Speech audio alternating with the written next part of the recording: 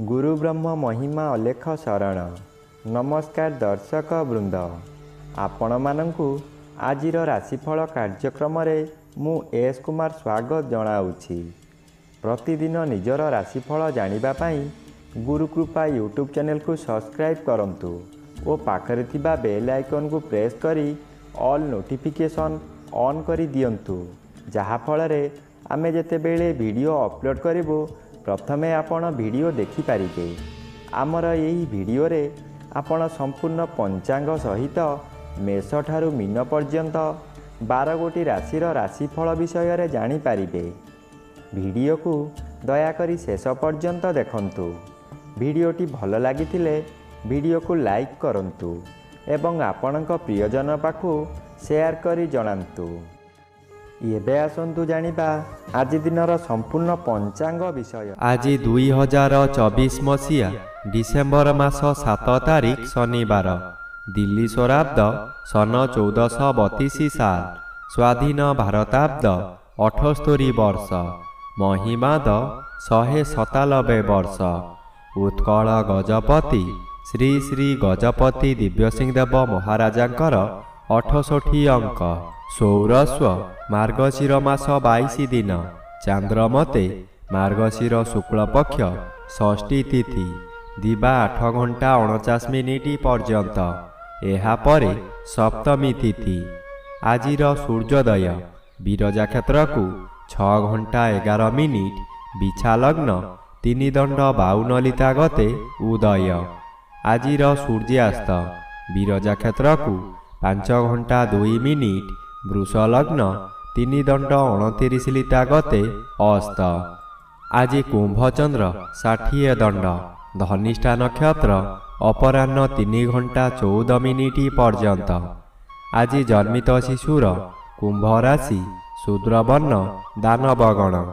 आज मृत व्यक्तिर 1 पाद पुष्कर दोष, दिबा 8 घंटा 49 मिनिट गते 2 पाद पुष्कर दोष। निषिद्ध खाद्य आज निम्ब भोजन निषेध अटे, दिबा 8 घंटा 49 मिनिट गते ताल भोजन निषेध अटे। आजिर अमृत जोग प्रातरु दिबा 6 घंटा 55 मिनिट मध्ये, दिबा 7 घंटा 47 मिनिट गते 10 घंटा 11 मिनिट मध्ये, दिबा 12 घंटा 35 मिनिट गते अपराह्न 3 घंटा 47 मिनिट मध्ये, अपराह्न 4 घंटा 35 मिनिट गते 5 घंटा 2 मिनिट मध्ये, एवं रात्रि 12 घंटा 15 मिनिट गते 1 घंटा 51 मिनिट मध्ये।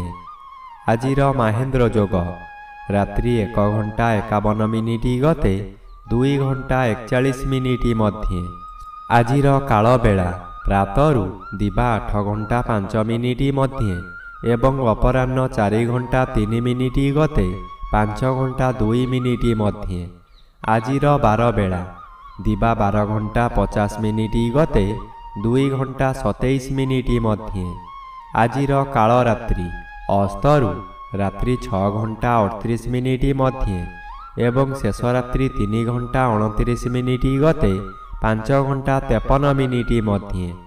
आजिर राहु काल पूर्वाह्न 9 घंटा ठारू 10 घंटा 30 मिनिट मध्यरे। आज मिथुन राशि और मीन राशिर घात चंद्र अपराह्न 3 घंटा 14 मिनिट गते तुला राशिर घात नक्षत्र, दिबा 8 घंटा 49 मिनिट मध्ये मेष राशि और कर्कट राशिर घात तिथि, वृष राशि, सिंह राशि और कन्या राशिर घात बार। प्रिय बंधुगण, एबे आसंतु जानिबा मेष ठारू मीन पर्यंत 12 गोटी राशिर राशिफल विषय रे। राशिचक्रर प्रथम राशि मेष राशि। आज मेष राशि जन्मित व्यक्ति मानक सकाशे एकादश स्थान रे चंद्र गोचर करुछंती शुभ फल प्रदान करिबे। आपण बहु दिनरु जेउ कार्य सकाशे अपेक्षा करिथिले ताहा एही समय रे निश्चय पूर्ण हेब। कोनोसी ऑफिसर को साक्षात पाउनथुले एबे तांको सहित साक्षात हेब। तांको सहयोगरे आपण बहु नूतन काम पाई उपकृत हेबे। परिवार आपणकु सपोर्ट करिब। ଏବେ ଆସନ୍ତୁ ଜାଣିବା ରାଶିଚକ୍ରର ଦ୍ୱିତୀୟ ରାଶି ବୃଷ ରାଶି ବିଷୟରେ। ଆଜି ବୃଷ ରାଶି ଜନ୍ମିତ ବ୍ୟକ୍ତିମାନଙ୍କ ସକାଶେ ସପ୍ତମର ବି ବାଧାପ୍ରାପ୍ତ ଅଛନ୍ତି, ଅଶୁଭ ଫଳ ମିଳିବ ନାହିଁ। ଦଶମ ସ୍ଥାନରେ ଚନ୍ଦ୍ରଗୋଚର କରୁଛନ୍ତି, ଶୁଭ ଫଳ ମିଳିବ। ଆପଣଙ୍କ କର୍ମକ୍ଷେତ୍ରରେ ଉଚ୍ଚତର ପାହ୍ୟାକୁ ଉନ୍ନୀତ ହେବେ। ଏହି ସମୟରେ ନୂତନ କର୍ମ ମଧ୍ୟ ମିଳିବ। ଯେକୌଣସି କାମ କରନ୍ତୁ ତହିଁରେ ସଫଳତା ମିଳିବ। ଉପରିସ୍ଥ ଅଫିସରଙ୍କଠାରୁ ପ୍ରଶଂସାମାନ ମିଳିବ। ପ୍ରତିଷ୍ଠା ଲାଭ କରିବେ। ସୁନାମ ଆପଣଙ୍କର ପ୍ରାପ୍ତ ହେବ। ଆପଣଙ୍କର ଇଚ୍ଛା ପୂର୍ଣ୍ଣ ହେବ।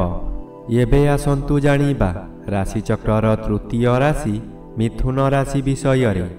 ଆଜି ମିଥୁନ ରାଶି ଜନ୍ମିତ ବ୍ୟକ୍ତିମାନଙ୍କ ସକାଶେ ଷଷ୍ଠର ବି ବାଧାପ୍ରାପ୍ତ ଅଛନ୍ତି, ଶୁଭ ଫଳ ପ୍ରଦାନ କରିବେ ନାହିଁ। ଘାତ ଚନ୍ଦ୍ରଭୋଗ ହେଉଛି, ଅତି ଅଶୁଭ ଫଳ ମିଳିବ। ହଠାତ୍ ବିପଦ ସମୁଦ୍ର ଜୁଆର ପଡ଼ି ଆସିବ। କିଛି ଜାଣିବା ପୂର୍ବରୁ ସବୁ ସାରି ଦେଇଥିବ। କୌଣସି କାରଣ ନଥାଇ ସ୍ୱାମୀ ସ୍ତ୍ରୀଙ୍କ ମଧ୍ୟରେ ଫାଟ ସୃଷ୍ଟି ହେବ। ସାବଧାନ କିମ୍ବା ନୀରବ ନ ରହିଲେ ଏହା ବୃହତକାର ହୋଇ ଜୀବନର ଦିଗ ବଦଳାଇ ଦେବ। କେବଳ ଆପଣଙ୍କ ଧର୍ମବଳ ଏଥିରୁ ରକ୍ଷା କରିପାରିବ। ଏବେ ଆସନ୍ତୁ ଜାଣିବା ରାଶିଚକ୍ରର ଚତୁର୍ଥ ରାଶି କର୍କଟ ରାଶି ବିଷୟରେ। ଆଜି କର୍କଟ ରାଶି ଜନ୍ମିତ ବ୍ୟକ୍ତିମାନଙ୍କ ସକାଶେ ଅଷ୍ଟମ ଚନ୍ଦ୍ର ବାଧାପ୍ରାପ୍ତ ଅଛନ୍ତି, ଅଶୁଭ ଫଳ କମ୍ ମିଳିବ। ବନ୍ଧୁ ବିବାଦ ସ୍ଥଗିତ ରହିପାରେ। ଯାହା ଅଧିକ କ୍ଷତି ହେବାର ଥିବ ସେଠାରେ ଅଳ୍ପରେ କ୍ଷୟକ୍ଷତି ହେବ। କୌଣସି ଦୈବୀ ଶକ୍ତି ଆପଣଙ୍କୁ ସାହାଯ୍ୟ କରିବ। ତଥାପି ଦୁର୍ଘଟଣାକୁ ଏଡ଼ାଇ ଦେଇ ହେବ ନାହିଁ। ତାହା ଶାରୀରିକ ହେଉ କିମ୍ବା ମାନସିକ ହେଉ। ପ୍ରଭୁପାଦରେ ମନୋନିବେଶ କଲେ ରକ୍ଷା ମିଳିବ। ଏବେ ଆସନ୍ତୁ ଜାଣିବା ରାଶିଚକ୍ରର ପଞ୍ଚମ ରାଶି ସିଂହ ରାଶି ବିଷୟରେ। ଆଜି ସିଂହ ରାଶି ଜନ୍ମିତ ବ୍ୟକ୍ତିମାନଙ୍କ ସକାଶେ ସପ୍ତମ ସ୍ଥାନରେ ଚନ୍ଦ୍ରଗୋଚର କରୁଛନ୍ତି, ଶୁଭ ଫଳ ପ୍ରଦାନ କରିବେ।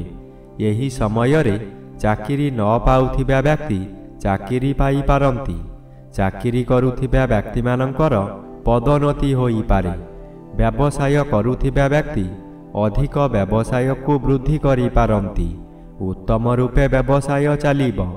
ଆଶାଠାରୁ ଅଧିକ ଲାଭ କରିବେ। ପରିବାରକୁ ନୂତନ ବନ୍ଧୁ ଆସିପାରନ୍ତି। ଅବିବାହିତମାନଙ୍କର ବିବାହ ହୋଇପାରେ। ଏବେ ଆସନ୍ତୁ ଜାଣିବା ରାଶିଚକ୍ରର ଷଷ୍ଠ ରାଶି କନ୍ୟା ରାଶି ବିଷୟରେ। ଆଜି କନ୍ୟା ରାଶି ଜନ୍ମିତ ବ୍ୟକ୍ତିମାନଙ୍କ ସକାଶେ ଷଷ୍ଠ ସ୍ଥାନରେ ଚନ୍ଦ୍ରଗୋଚର କରୁଛନ୍ତି, ଶୁଭ ଫଳ ମିଳିବ। ଆପଣଙ୍କ ପରିବାର ମଧ୍ୟରେ ହସ ଖୁସିର ଉତ୍ତମ ବାତାବରଣ ଖେଳିଯିବ। ବିଗତ ଦିନମାନଙ୍କରେ ଆପଣ ପ୍ରତ୍ୟେକ କାର୍ଯ୍ୟରେ ଫେଲ୍ ମାରିଥିଲେ। ଏବେ ଯେଉଁ କାର୍ଯ୍ୟ କରିବାକୁ ଆଗ୍ରହ ପ୍ରକାଶ କରିବେ ତହିଁରେ ସଫଳତା ନିଶ୍ଚୟ ମିଳିବ। ଷଷ୍ଠ ଚନ୍ଦ୍ର ଆର୍ଥିକ ଦୃଷ୍ଟିରେ ଉନ୍ନତି ଆଣେ। ଆପଣ ଯେଉଁ ବ୍ୟବସାୟ କରୁଛନ୍ତି ତହିଁରେ ଆଶାଠାରୁ ଅଧିକ ଆୟ କରିବେ। ଏବେ ଆସନ୍ତୁ ଜାଣିବା ରାଶିଚକ୍ରର ସପ୍ତମ ରାଶି ତୁଳା ରାଶି ବିଷୟରେ। ଆଜି ତୁଳା ରାଶି ଜନ୍ମିତ ବ୍ୟକ୍ତିମାନଙ୍କ ସକାଶେ ପଞ୍ଚମ ସ୍ଥାନରେ ଚନ୍ଦ୍ରଗୋଚର କରୁଛନ୍ତି, ଶୁକ୍ଳପକ୍ଷ ହେତୁ ଶୁଭ ଫଳ ମିଳିବ। ଆପଣଙ୍କ ସ୍ୱାସ୍ଥ୍ୟ ଉତ୍ତମ ରହିବ।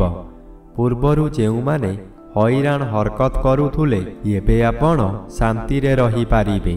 ପଞ୍ଚମ ଗୃହ ଜ୍ଞାନ ଗୃହ ହୋଇଥିବାରୁ ଆପଣଙ୍କର ବିଭିନ୍ନ ଜ୍ଞାନ ବୃଦ୍ଧି ହେବ। ଆପଣଙ୍କ ଉପସ୍ଥିତ ଜ୍ଞାନ ବଳରେ ବହୁ ବଡ଼ ବଡ଼ ବିପଦରୁ ମୁକୁଳି ଯିବେ। ବହୁ କାମରେ ହାତ ଦେଇ ଆପଣ ସଫଳ ହେବେ। ଶୁଭ କର୍ମମାନ କରିବେ। ଏବେ ଆସନ୍ତୁ ଜାଣିବା ରାଶିଚକ୍ରର ଅଷ୍ଟମ ରାଶି ବିଛା ରାଶି ବିଷୟରେ। ଆଜି ବିଛା ରାଶି ଜନ୍ମିତ ବ୍ୟକ୍ତିମାନଙ୍କ ସକାଶେ ଜନ୍ମ ରବି ଓ ଚତୁର୍ଥ ଚନ୍ଦ୍ର ଉଭୟ ବାଧାପ୍ରାପ୍ତ ଅଛନ୍ତି, ଅଶୁଭ ଫଳ ମିଳିବ ନାହିଁ। ଆଜି ବେଶୀ ବିଚଳିତ ଲାଗିବ ନାହିଁ।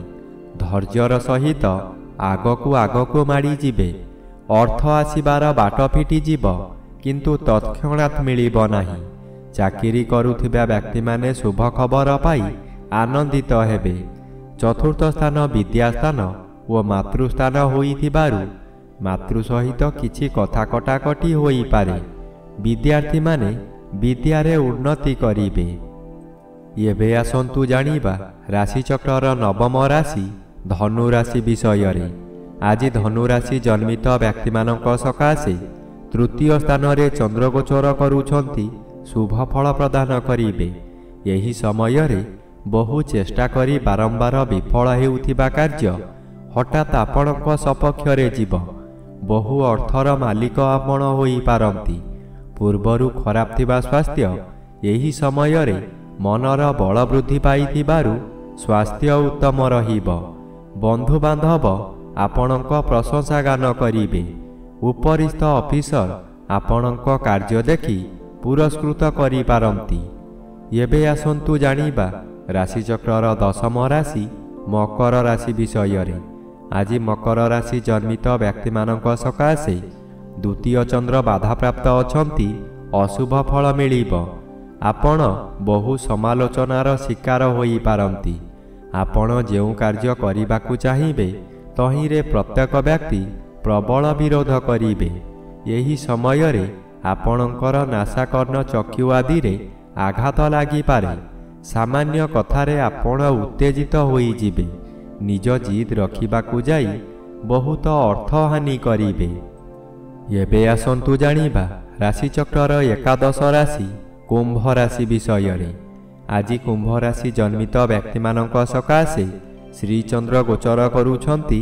କେତେକାଂଶରେ ଶୁଭ ଫଳ ମିଳିବ।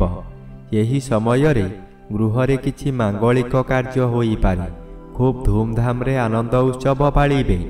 ନିଜ ପାଖରେ ଅର୍ଥ ଥାଉ କି ନ ଥାଉ ସ୍ୱାଦିଷ୍ଟ ଭୋଜନ କରି ନିଜେ ଭୋଜନ କରିବା ସହିତ ପରିବାର ଲୋକଙ୍କୁ ଖୁଆଇ ଆନନ୍ଦ ଅନୁଭବ କରିବେ। ଏହି ସମୟରେ କୌଣସି ପଶୁ ଖରିଦ କରନ୍ତୁ ନାହିଁ କିମ୍ବା ବିକ୍ରି କରନ୍ତୁ ନାହିଁ। ଖରିଦ କରିଥିବା ପଶୁ ନଷ୍ଟ ହୋଇଯାଇପାରେ। ଏବେ ଆସନ୍ତୁ ଜାଣିବା ରାଶିଚକ୍ରର ଦ୍ୱାଦଶ ବା ଶେଷ ରାଶି ମୀନ ରାଶି ବିଷୟରେ। ଆଜି ମୀନ ରାଶି ଜନ୍ମିତ ବ୍ୟକ୍ତିମାନଙ୍କ ସକାଶେ ଘାତଚନ୍ଦ୍ର ଭୋଗ ହେଉଛି। ଘାତଚନ୍ଦ୍ର ସର୍ବଦା ଅଶୁଭ କରାଇବ। ଘରେ ବାହାରେ ପ୍ରତ୍ୟେକ ସ୍ଥାନରେ ଆପଣ ଅପଦସ୍ଥ ହେବେ। ବହୁ ପରିମାଣର ବ୍ୟୟ ହେବ। ଶରୀର ଅସୁସ୍ଥ ରହିବ। ମଥା ବିଚଳିତ ହେବ। ରାସ୍ତା ଦୁର୍ଘଟଣା ହୋଇପାରେ। ନିଜ ମନକୁ ଶାନ୍ତ ନ କଲେ ନିଜକୁ ନିଜେ ଦଣ୍ଡ ଦେଇ ହଇରାଣ ଓ ଲୋକହସା ହୋଇପାରନ୍ତି। ଆପଣ କାହାରି ଭଲ ଉପଦେଶକୁ ଗ୍ରହଣ ନ କରି ବହୁ ବିପଦରେ ପଡ଼ିବେ।